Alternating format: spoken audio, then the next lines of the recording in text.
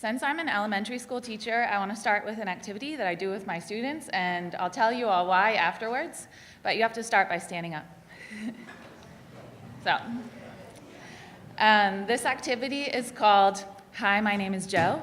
I'm the leader, and you'll know what to do as you follow along. Hi, my name is Joe. I work in a button factory. One day my boss came up to me and said, Joe, are you busy? I said, no. Turn the button with your right hand. Hi, my name is Joe. I work in a button factory. One day my boss came up to me and said, Joe, are you busy? I said, no. Tap the button with your left foot. Hi, my name is Joe. I work in a button factory. One day my boss came up to me and said, Joe, are you busy? I said, no. Tap with both feet. Hi, my name is Joe. I work in a button factory. One day my boss came up to me and said, Joe, are you busy? I said, no. Turn the buttons with both hands. Hi, my name is Joe. I work in a button factory. One day my boss came up to me and said, Joe, are you busy? I said, no. Reach up high, reach down low. Hi, my name is Joe. I work in a button factory. One day my boss came up to me and said, Joe, are you busy? I said, no. So I go to one side, up and down, to the side, up and down. Hi, my name is Joe. I have a wife. I work in a button factory. One day my boss came up to me and said, Joe, are you busy? I said, yes. Sit down. All right.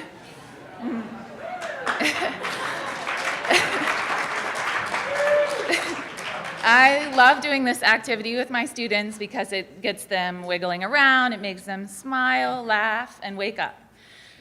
This activity makes you feel as though you have so much going on and you keep adding more and more. And when I look at my students, I notice that some of them can handle it all, some of them can do only one thing at a time, or some of them just the first few steps.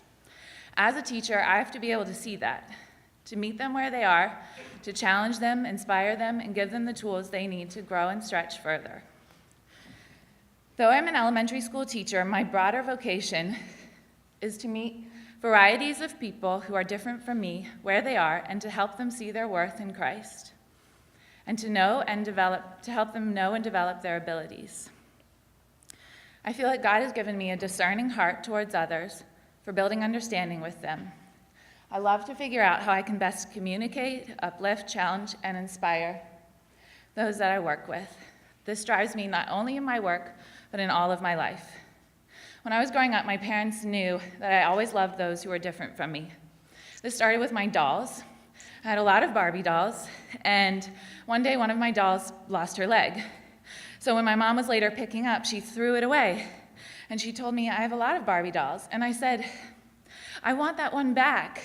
She needs me. She's handicapped. I love her. My first school friends came from Pakistan, Egypt, Russia, India, Mexico. Many were the first to speak English in their families. They had different religions. I had friends with mental handicaps and physical handicaps. They taught me to think differently, to be open to learning new things, to meet them where they are, and to love them as Christ would. During undergrad, I had 5 majors, and I went to 2 different schools. But I remember the moment I knew I wanted to become a teacher. It was my junior year of college, and I was volunteering at an after-school program in Cabrini Green, teaching an art enrichment class and tutoring in reading, writing, and math.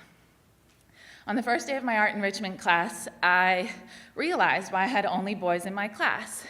There in the corner of the room was a hole in the wall that led to the girls' bathroom. When I arrived, the boys were crowded around the hole, screaming, hey, baby, hey, baby.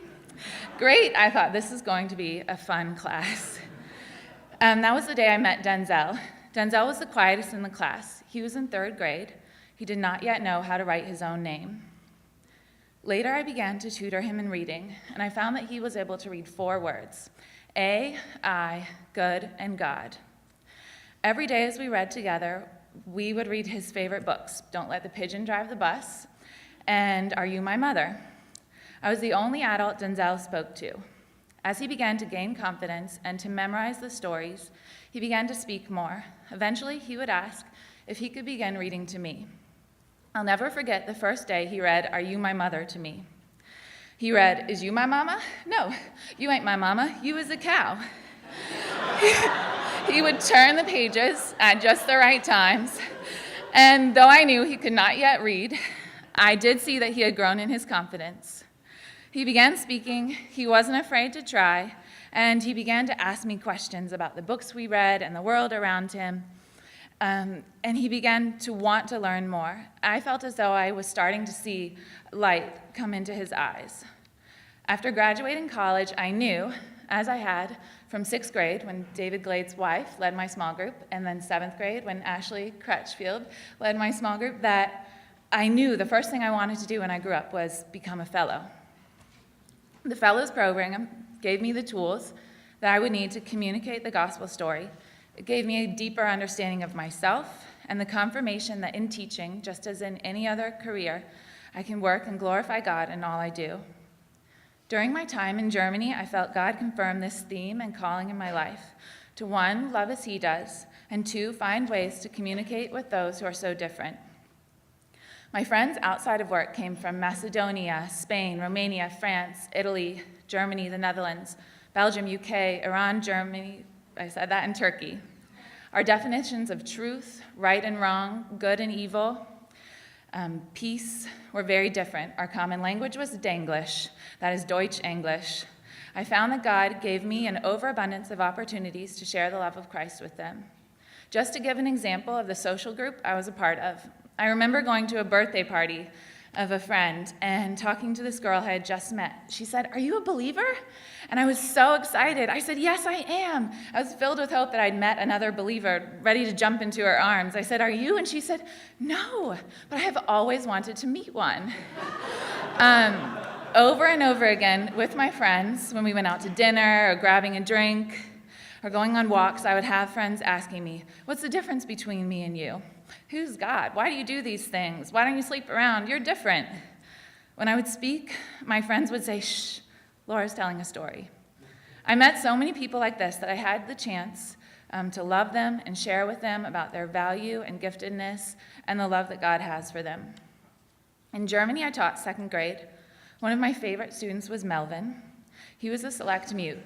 For 4 years, Melvin had not spoken English with an adult, despite having always gone to an English school.